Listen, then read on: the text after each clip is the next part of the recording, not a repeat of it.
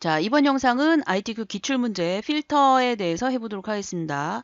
지금 문제를 보시면 필터에 관련된 게 2번에 나와 있죠. 자, 그러기 전에 우리가 지난 영상에서 활동 주기인데 이거를 G라고 썼어요. 자, 그래서 요거를 물론 더블 클릭하고 요 내용을 쓰셔도 되지만 여기서 펑션 키 2번 F2 얘를 누르면 바로 편집 상태로 들어갑니다. 그래서 주기 이렇게 입력하시면 되겠죠. 자, 그렇다면 문제를 한번 확인해 볼까요? 제1작업에 B의 4부터 H의 12까지래요. B의 4부터 H의 12까지 얘를 복사하여 그랬으니까 컨트롤 C 제2작업 시트에 B2에 그랬으니까 제2작업 시트에 B2에 가져다 놓습니다. 그리고 얘를 컨트롤 V 하고 가져다 넣으면 지금처럼 모두 붙여넣기가 되죠. 자, 그리고 마우스 우클릭 그 다음에 선택하여 붙여넣기 해서 얘를 열너비를 선택을 합니다. 그리고 확인을 누르게 되면 화면상에 1번에 했던 것과 같이 열너비가 그대로 가져가진 걸 알 수가 있습니다. 자, 이렇게 한 상태에서 이번에는 이제 고급 필터를 합니다.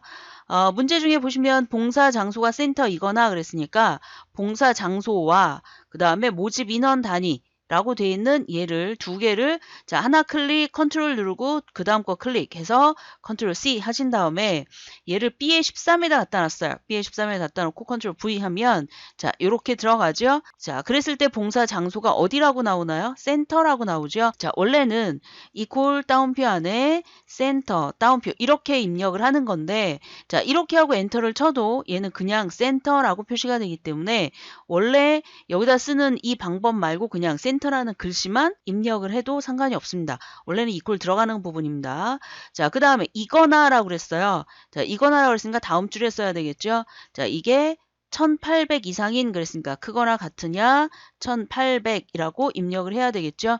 자 이렇게 된 상태에서 그러한 데이터만 추출하시오 그랬으니까 이런 조건을 만족하는 전체 데이터를 가지고 오게 되죠. 자 그래서 범위를 잡고 사실 안 잡고 가도 되지만 잡고 가는 게 조금쯤은 편할 수 있어요.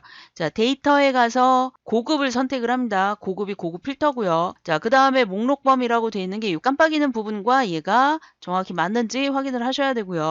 두 번째 조건 범위는 방금 전에 입력한 범위 그 다음에 다른 장소의 복사라고 되어 있는 얘를 눌러야만 복사 위치가 열립니다. 복사 위치는 B의 18번째에 놔라 그랬으니까 이거를 선택하고 확인을 누르게 되면 자 이렇게 위쪽에 맞는 조건대로 결과가 나온 걸 알 수가 있습니다. 이 조건이 맞는지 확인을 하셔야 되겠죠. 자, 얘를 범위를 잡고 자, 이거를 표서식으로 만들어 준대요. 자, 그러면 홈에 가보면 여기에 표서식이라고 나와 있습니다. 문제에 뭐라고 나와 있냐면 고급 필터의 결과셀을 채우기 없음으로 하고 그랬으니까 얘를 채우기 없음으로 먼저 해준 다음에 그 다음에 컨트롤 T 이렇게 눌러주는데 자 여기는 스타일을 먼저 지정하면서 가야 되기 때문에 얘를 선택을 하고 표 스타일 밝게사 이렇게 나와 있죠. 자 요거는 지금 버전이 다르기 때문에 다른 형태로 표시가 되는데 여러분들은 2010으로 지금 문제를 하잖아요. 자 그러니까 문제에 나와 있는 것으로 똑같이 설정을 하시면 되겠습니다.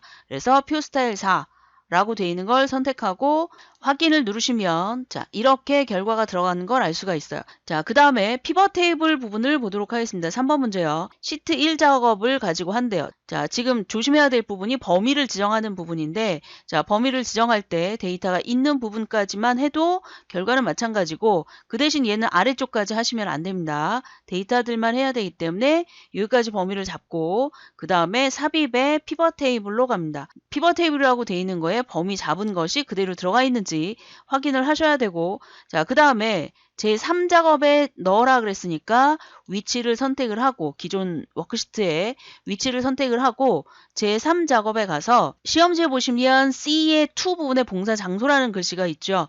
자 그리고 B의 4의 봉사 시간이라는 게 있습니다. 그 사이 왼쪽으로 가서 만나는 지점 그러니까 결국은 B2가 되겠죠. 자 B2를 선택을 하고 확인을 누릅니다. 그러면 자, 이 부분에 데이터를 넣게 되는데 봉사 장소를 일단 열 부분으로 가지고 갑니다. 자, 지금 보면 이렇게 이렇게 열려진 부분에 여러분들이 시험지하고 똑같은 형태로 갖다 넣으시면 돼요. 그리고 이 부분은 봉사 시간이죠. 그래서 봉사 시간을 가져다 놓습니다. 자, 그리고 값이라고 되어 있는 부분을 넣어야 되는데, 자, 조건 1번에 보면 봉사 시간 및 봉사 장소별 그랬으니까 봉사 시간 및 봉사 장소별 이게 된 거고요. 봉사명의 개수 그랬으니까 봉사명을 끌어다가 값에다 갖다 넣습니다. 이 봉사명이라고 하는 거는 문자기 때문에 자기가 알아서 개수로 들어간 부분이고요. 자, 그 다음에 신청 인원의 평균 그랬으니까 신청 인원을 그 아래쪽으로 끌어다 놓습니다. 얘를 좀 위로 올려보고요. 자, 그랬을 때 여기에 나오는 합계라고 되어 있는 부분을 클릭하시게 되면 값필드 설정이라는 부분이 나옵니다. 그래서 신청 인원의 값필드 설정 요거를 선택을 한 다음에 얘를 평균으로 고치시면 되겠습니다. 그리고 확인을 누르시면 자, 이렇게 들어가는데요. 자, 이게 이제 1번이 끝난 겁니다. 자, 1번이 끝났을 때 거기에 나와 있는 형태를 잘 보세요. 평균의 신청 인원이라고 되어 있는데 옆에 단위명까지 같이 나와 있죠. 여기에다가 가로를 열고 단위 콜론 명 하고 가로를 닫고 엔터를 치게 되면 뒤쪽까지 자기가 알아서 다 입력이 됩니다. 자, 그 다음에 개수 봉사명도 그대로 똑같이 나와 있죠. 자, 그 다음에 봉사 시간을 그룹하고 그랬으니까 여기 나오는 봉사 시간은 사실은 보여지기는 문자인 것처럼 보여지지만 실제로는 숫자인 경우죠. 그래서 얘는 블럭하지 않고 그냥 숫자 아무 데서나 마우스 우클릭을 하게 되면 그룹이라는 거를 선택을 할 수가 있어요. 그래서 얘를 선택을 하게 되면 처음에 시작하는 값이 6부터 25 그랬으니까 6이 되겠고요. 자, 그 다음에 26부터 45 뭐 이런 식으로 표시가 되는데 마지막 값이 65라고 표시가 돼 있어요. 그래서 65로 하고 6부터 25까지 단위가 몇인가요? 20개죠. 그래서 20을 선택을 하고 확인을 누릅니다. 자, 이렇게 그룹화가 됐고요. 자, 그 다음에 레이블이 있는 셀 병합 가운데 맞춤 이런 거는 뭐냐면 자, 이 부분에 보시면 복지관이 사실 이 중간으로 와야 되는데 자, 그거는 범위를 지정을 해서 홈에 가서 병합하고 가운데 맞춤을 한다고 해서 들어가는 게 아니에요. 자, 그래서 이건 어떻게 하느냐 피벗 테이블 자체에서 마우스 우클릭 그 다음에 피벗 테이블 옵션으로 들어갑니다. 자, 피벗 테이블 옵션으로 들어갔더니 여기에 너무나 친절하게 그대로 나와 있습니다. 자, 레이블이 있는 셀 병합 가운데 맞춤 표시가 되어 있죠. 자, 그 다음에 조건 3번을 보시면 봉사 장소를 정렬을 하고 정렬은 좀 이따 하고요. 빈셀은 별표로 한다 그랬으니까 여기에 빈셀 표시라고 되어 있는 부분이 있습니다. 그래서 옆에다가 별을 하나 둘 셋 입력을 합니다.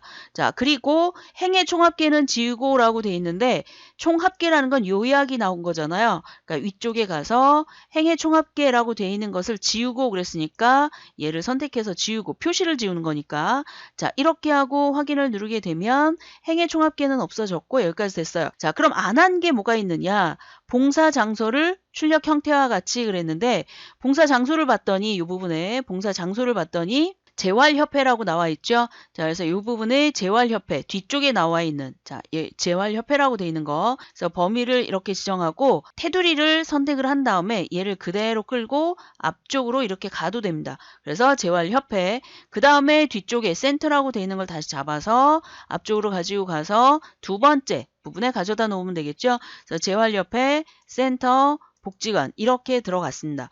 자, 그래서 1번부터 쭉 한번 보시고 안 된 거를 확인을 하신 다음에 그 다음에 아래쪽에 보시면 4번 문제에 나머지 사항은 출력 형태와 같이 작성하시오 그랬으니까 그림을 보고 얘를 만들어 주시면 되겠습니다. 자, 그럼 봉사 장소 이 부분에 열 레이블이라고 되어 있는데 얘를 봉사 장소라고 입력을 하고요.